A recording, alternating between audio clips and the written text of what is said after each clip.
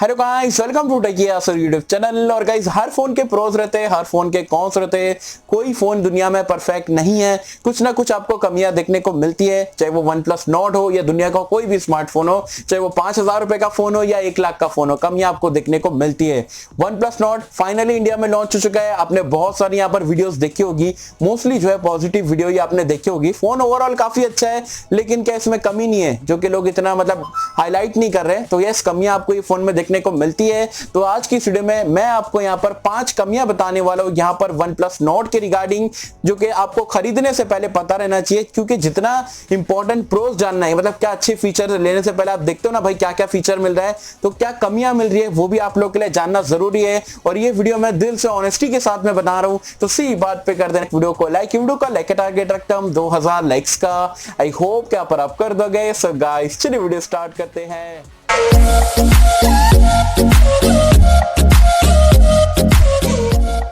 So friends, video start कर लेते हैं। वीडियो स्टार्ट करने से पहले बता दूं यार, सुबह में हमने एक और वीडियो डाले थे Realme 6i के ऊपर, कब लॉन्च होने वाला है इंडिया में, क्या फीचर्स देखने को मिलेगा, क्या प्राइस पॉइंट पे लॉन्च होगा। तो अगर आप Realme 6i को लेकर इंटरेस्टेड हो, आपको उसके बारे में डिटेल में पूरी सारी चीजें लॉन्च से पहले ही जानना है, तो जरूर से वीडियो को चेकआउट कर सकते हो। उसका लिंक मैंने नीचे डिस्क्रिप्शन में और पिन कमेंट में दे दिया हूं। ये वीडियो देखने के बाद आप वीडियो को चेकआउट कर सकते हैं। चलिए अब बात कर लेते हैं यहाँ पर OnePlus Nord के रिगार्डिंग। यार मैंने कल भी इसके ऊपर वीडियो दिया था। ओवरऑल मैं बोलूंगा काफी अच्छा स्मार्टफोन है, लेकिन कुछ कमियां हैं वो जो कि आपको खरीदने से पहले पता होनी चाहिए। और जो भी लोग नेगेटिव कमेंट करेंगे तो भाई उनको आपको बता दिया जाएगा। सच सच सुनने की आदत है तो आप जरूर ये वीडियो देखना। और अगर आपको सिर्फ झूठी झूठ पर रहना है तो ये वीडियो का आप यहाँ पर बंद कर सकते हैं।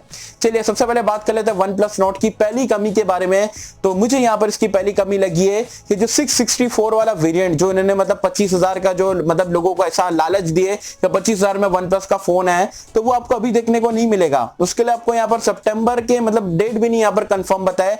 जो 128 वाला और 256 वाला वेरिएंट जो है वो आपको 4 अगस्त को देखने को मिलेगा। तो चलो लोग 10-15 दिन वेट कर लेंगे। लेकिन जो 664 है, क्योंकि बहुत सारे लोगों का बजट नहीं है भाई 28-30,000 मतलब 765G के लिए नहीं देना या बजट नहीं है, तो वो लोग 25,000 वाले वेरिएंट को यहाँ पर देख रहे थे।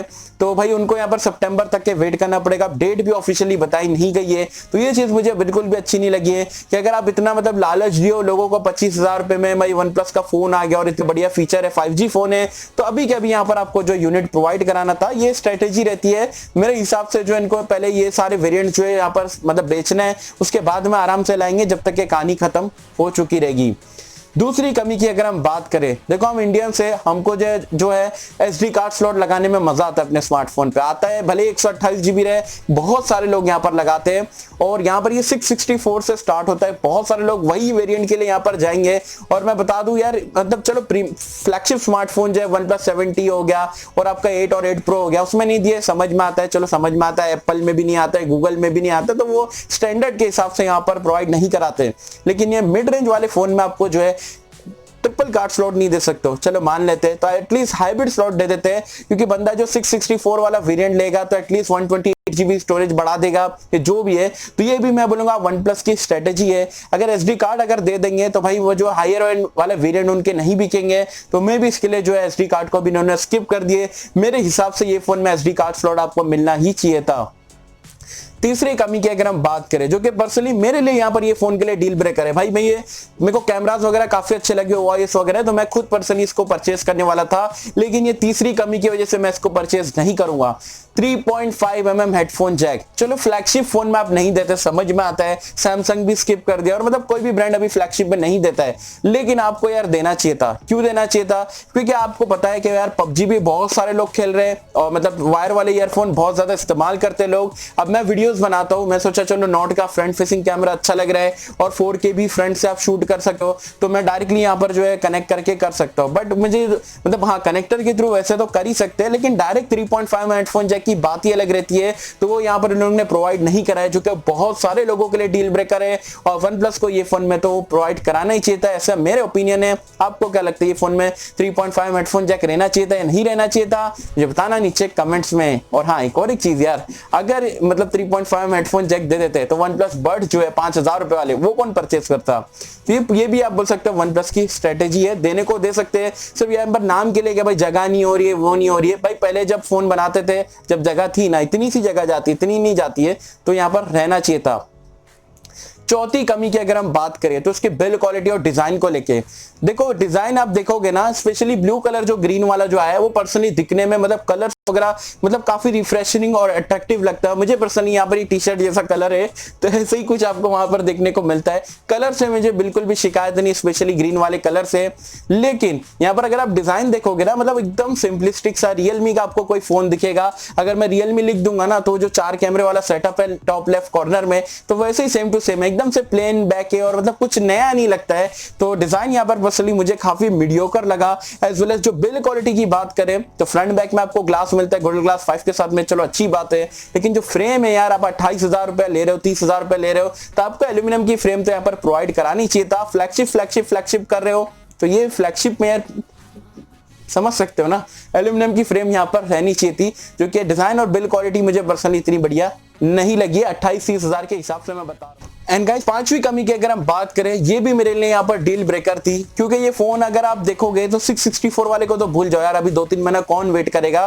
तो उसका भी सिर्फ नाम के लिए 25,000 से लॉन्च हुआ है, वो ऐसे नाम ही आप समझो, क्योंकि आप सितंबर में कौन देखने गए, एंड में लॉन्च करते, कब लॉन्च करते, 2-3 महीने का आपको वेट करना पड़ेगा। उसमें भी फ्लैश सेल में बहुत ज्यादा मगजमारी रहने वाली है। तो आप पकड़ के चलो 28,000 से यहाँ पर ये स्मार्टफोन लॉन्च हो रहा है, और 28,000 से अगर फोन लॉन्च हो रहा है तो आपको जो है ये फोन में आपको क्या मिलता है, UFS 2.1 स्टोरेज टाइप और LPDDR4X रैम टाइप। चलो रैम टाइप मैं समझता हूँ LPDDR5 दे सकते हैं, लेकिन मुश्किल है। अगर 5 दे देंगे तो OnePlus Pro 8 Pro वगैरह कौन लेगा। तो रैम का समझ में आता है, लेकिन स्टोरेज जो है 2.1 जो है UFS 2.1 स्टोरेज टाइप है। चलो ऐसा भी कर सकते हैं, चलो मान लेते हैं कि यार इनके फ्लैगशिप को ये कट जाएगा अगर ये सारी चीजें जो है नोट में दे देंगे। लेकिन ऐसा तो कर सकते थे ना कि 664 वाले में UFS 2.1, वैसे 8GB और 12GB वाले में UFS 3 या 3.1 दे सकते, 3.1 जाने दो, 3.0 तो दे सकते थे ना।